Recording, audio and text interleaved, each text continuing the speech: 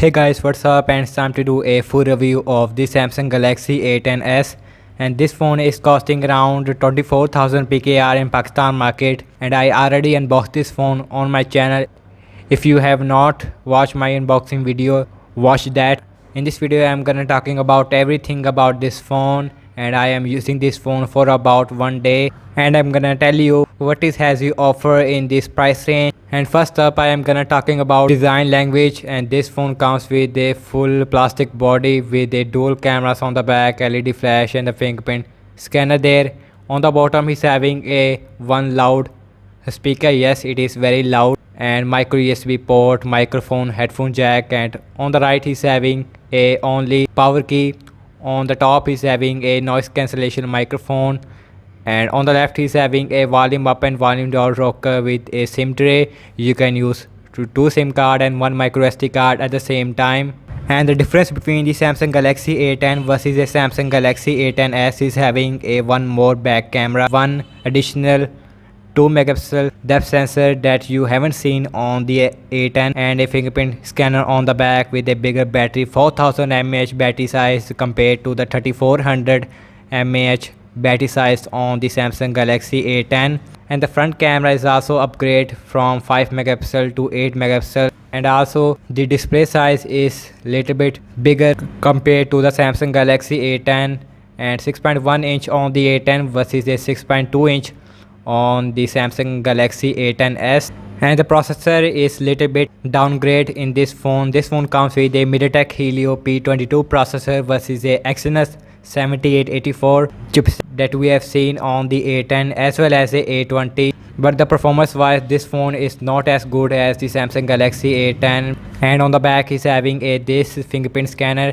and the speed is also very fast in this phone. And this is a blue color, and you can see looks very beautiful in different lighting conditions, and I really like design language in this phone. Let's talk about the display, and it is having a 6.2 inch 720p TFT panel, but in this price range it is very common in this price range. And this phone comes with a Infinity V display, and you can see, and a big chin on the bottom. And this phone is not comes with a pre-installed screen protector, and the display quality is good, not very incredible, but in this price range it is very decent display. Let's talk about the software, and this phone comes with the Android 9 right out the box with a different Samsung One UI, and you can see One UI Core. It is a lighter version, I think, of the One UI that we have seen on some higher phones from Samsung with Android 9 base. And the security patch is having a June 1,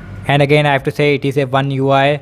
You can use this phone only one hand. All your main options you can control that one hand, and you can see, and here is the notification panel and one swipe, and when you go to the second swipe, all the options here in this down area. Night mode is also available in this phone, and you can see when I enable the night mode, and all your system based application is goes to night. And one thing I have to say that this UI is not very optimized for this phone, and I noticed some lags in this phone. I hope it will improve with some software updates. And it is a 720p TFT panel, and the brightness, it is very bright display. You can easily use this phone in daylight. And let's talk about the performance wise, and this phone comes with a MediaTek Helio P22 processor that we have seen on some another phones in this price range, and this processor is not good for gaming. If you use this phone for daily tasks like WhatsApp, Instagram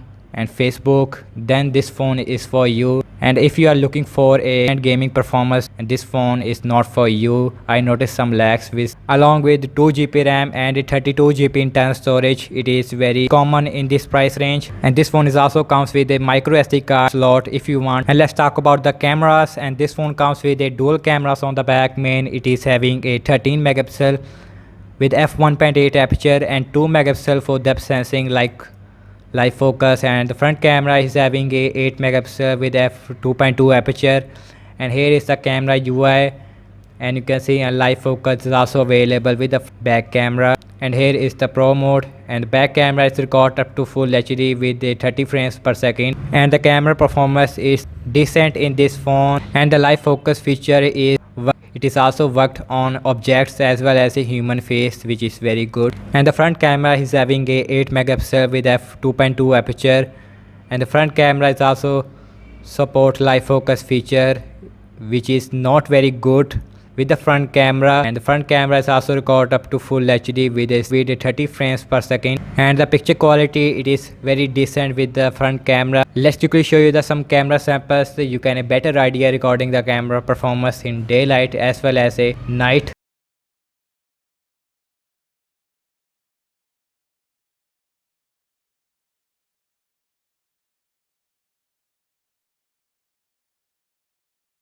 And last not the least, this phone comes with a 4000 mAh battery size with support a 5V with 1.55 ampere charger, and this phone is not comes with a fast charger right out the box. And 4000 mAh battery size with a 720p TFT panel. This phone is giving you a 1 day battery life without any problem. And thank you so much for watching this a full review of the Samsung Galaxy A10s. And overall I have to say this phone is a really good deal for you, and you are looking for a Samsung phone with a bigger battery, dual cameras, fingerprint scanner, and a decent display and performance as well, then this phone is for you.